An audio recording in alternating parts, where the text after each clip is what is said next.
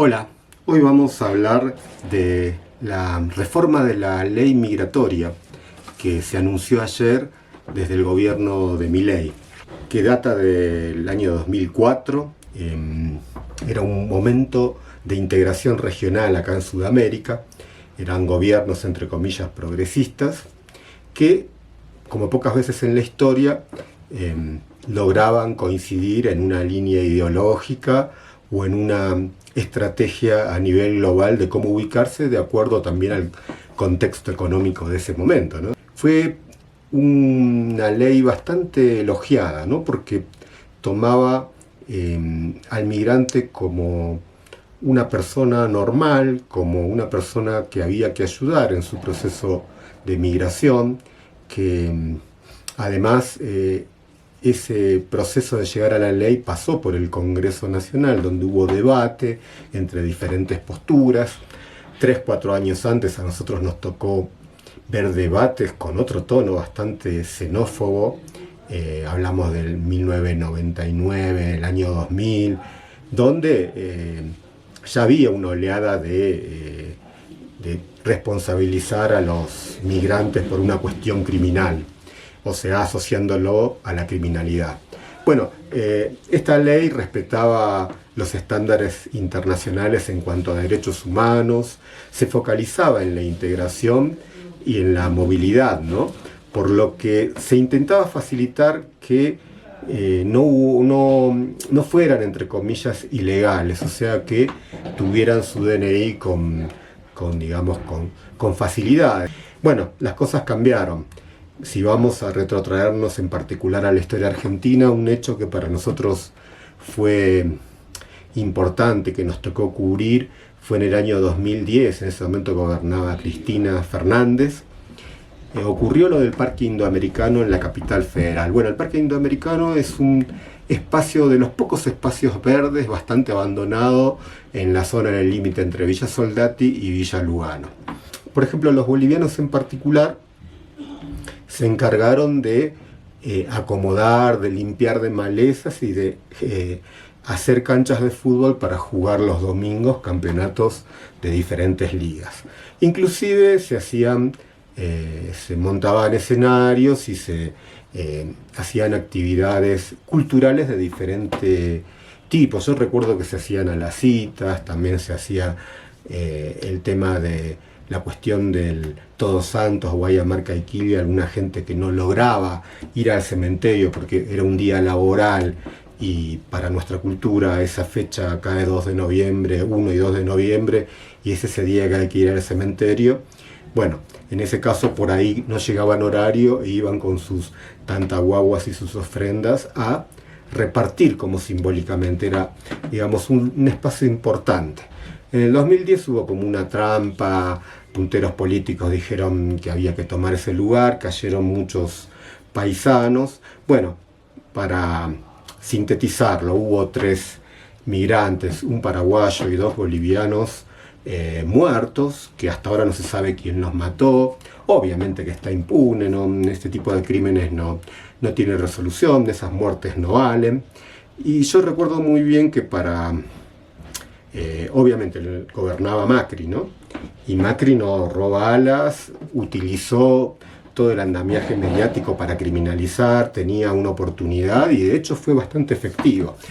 Yo recuerdo un 10 de diciembre, que era el Día de los Derechos Humanos, un discurso de Cristina donde apelaba, ¿sí? ¿Quién no tiene un empleado o alguien boliviano que no sé, que ocupa un lugar así de servicio, ¿no? Al servicio nuestro, como para tratar de justificar que no daba, ¿no? Este tipo de criminalización, que fue efectivo, ¿no? Porque días después, conversando con un salteño que vive en la ciudad de Buenos Aires, dice que casi le querían pegar en el transporte público porque creían que era boliviano. Bueno, cosas así pasaron en el 2011, para ubicarnos que cuando Macri asume en el 2017, lo primero que hace fue el decreto 070, que es la modificación de la ley de migraciones, al igual que hoy lo está haciendo Milei. Ese DNU, ¿no? Porque tanto Macri como Milei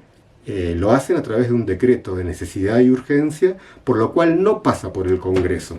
Ese decreto de Macri fue declarado inconstitucional. Tuvo graves consecuencias para la vida cotidiana de mucha gente, ¿no? Porque se le hizo mucho más engorroso llegar a conseguir el tan ansiado DNI, y también que daba las condiciones de una deportación express, por lo cual, por más que una persona no tuviera una causa firme o tuviera una denuncia, podía llegar a ser expulsado del país, y tenía 3 días para que le den la notificación y se defienda. En 3 días la verdad que no puedes hacer nada, por lo cual se vieron situaciones como las que pasan ahora en Estados Unidos y pasó durante el gobierno de Trump. Ubiquemos que Trump también asume en el 2017 y asume con un discurso antiinmigrante, que bueno, no es casualidad que Macri de alguna manera haya realizado como primera medida este decreto 070 del cual estamos hablando. Se dieron situaciones dramáticas por las cuales fueron muchas silenciadas, no se conocen, realmente la sociedad no conoce todo lo que pasó en ese periodo. Milei y Macri, como una especie de activo electoral, se disputaban quién era más amigo de Trump, como si eso diera algún tipo de ventaja.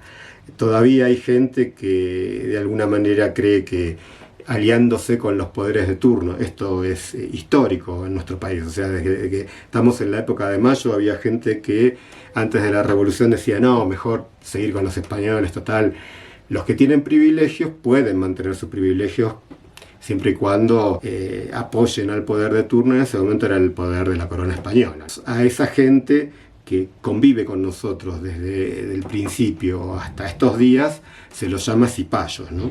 O sea que van por el interés de la potencia y no por intereses nacionales. También, ahora hay muchos más cipayos que antes, ¿no? Se puede buscar con lupa quienes puedan llegar a creer que podemos desarrollarnos o vivir o ser mejores inclusive. El único aspecto en el cual nuestro país juega ese partido es en el fútbol.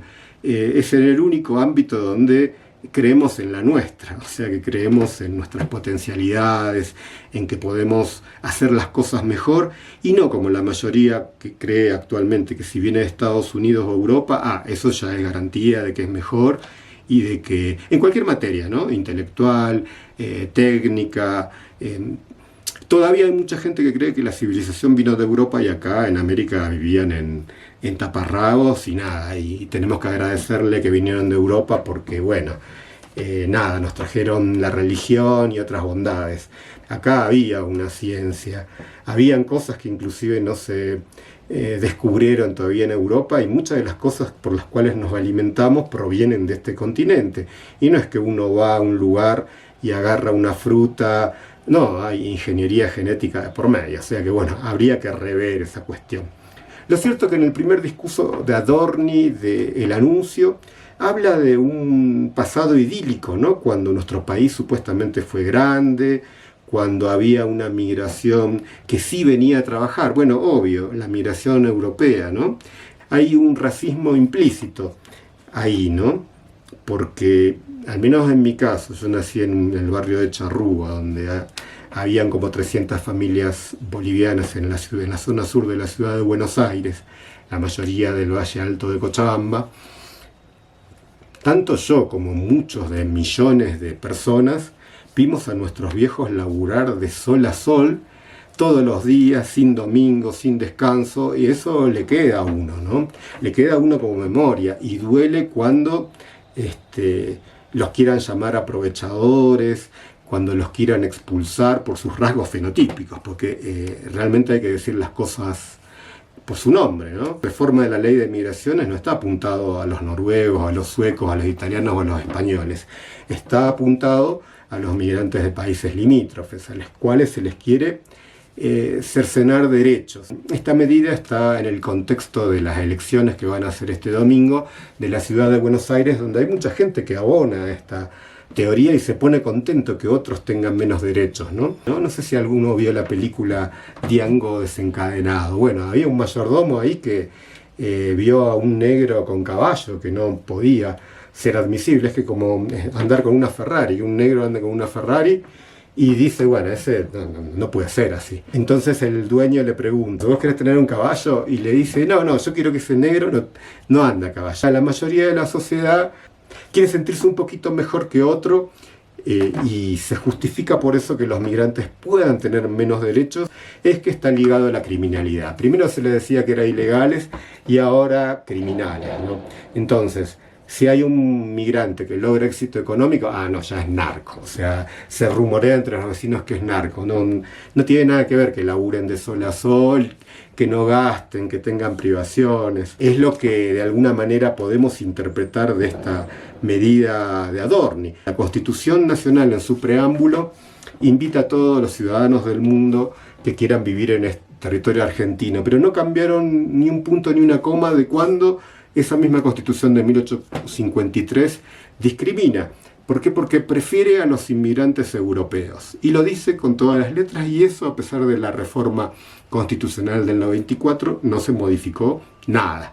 O sea que en nuestra Constitución todavía prevalece, vamos a impulsar la migración europea. Bueno, de hecho se hizo a fines del siglo XIX y del XX y se le dio facilidades. Nada que ver con la migración de los últimos 50, 60 años de los migrantes latinoamericanos, que no había ningún tipo de facilidades y se venían igual que los europeos por problemas económicos o problemas políticos en muy poquitos casos. Lo cierto es que para argumentar todas estas medidas se anclan en la población carcelaria, que supuestamente tendría un amplio porcentaje de migrantes. Lo hizo Bullrich en el 2017, que habló de las cárceles de un 21% que eran extranjeros. Bueno, después se supo que ese dato estaba amañado, y ahora Adorni no se calentó mucho, porque está en campaña. Adorni va como primer senador o diputado en la elección del domingo. Y habló de la población carcelaria en la ciudad de Buenos Aires. Pues, bueno, ahí le saltó la hilacha, ¿no? Porque esta medida es electoral para los porteños específicamente. Las estadísticas que no te pasó Adorni y que está bueno saberlas, es que el 17% del padrón electoral es migrante o es extranjero, y obviamente que más del 90% es de países limítrofes. Bueno, ojalá haya algún tipo de contestación. No sabemos dónde podrían anclarse esos votos, pero de rechazo evidentemente a esta medida. Y un 17% es un número muy grande. En la provincia de Buenos Aires superan el 10%, también es un número grande. Y habría que empezar a ver qué tipo de políticas se dan con respecto a eso y tienen los candidatos en las diversas elecciones, porque pareceríamos que estamos invisibles o somos usados únicamente como para ganar diversos votos. Mientras tanto, seguimos apuntados como criminales, seguimos apuntados como aprovechadores, y de alguna manera cada uno paga sus impuestos. Al consumir un litro de leche paga el IVA al 21%, para estudiar tenés que ser residente. O sea que no sabemos esta medida si tiene algún tipo de valor más allá de lo simbólico. Nosotros, en modo eternauta, vivimos en un país, estamos para ayudarnos entre todos, no para ver quién puede tener menos derechos. Estamos todos en el mismo barco y tenemos que tratar de encontrarle soluciones para mejor, para que a nadie le falte un plato de comida.